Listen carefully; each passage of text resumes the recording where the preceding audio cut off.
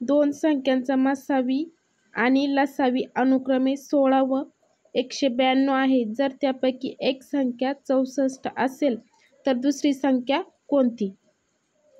बघा, त्यासाठी आपण हे सूत्र वापरणार आहोत. दोन संख्यांचा गुणाकार बरोबर लसावी गुणिले मस्सावी. आता दुसरी संख्या म्हणून दुसरी संख्या बरोबर लसावी गुणिले मस्सावी छेद एक संख्या, ते लिहून घेणार आहोत आपण. बघा, आपण लिहून घेतलं आहे. म्हणून दुसरी संख्या बरोबर लसावी गुणिले मस्सावी छेद एक संख्या. आता आपण त्यामध्ये किमती टाकणार आहोत.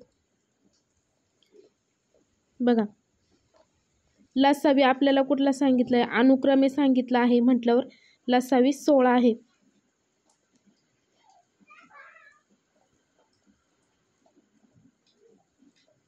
मस्सावी 16 आहे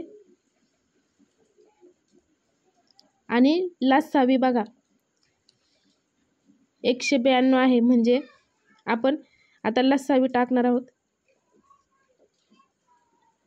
बघा, 192 आणि मस्सावी आपल्याला कुठला सांगितलंय? 16 गुणिले 16.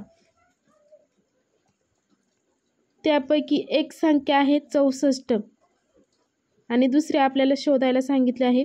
मग आपण किमती टाकवतात. एक संख्या छेद एक संख्या. एक संख्येची किंमत काय? 64. बघा, 16 एक 16, 16 चौक 64 म्हणजे 192 छेद 4. आन्सर आलं 4 एक 4, 4 दुने 8, 4 त्रिक 12, 4 चौक 16, 4 पंचे 20. म्हणजे इथं बघा 4 चौक 16, 17, 18, 19, 3 उरले, 4 8 32.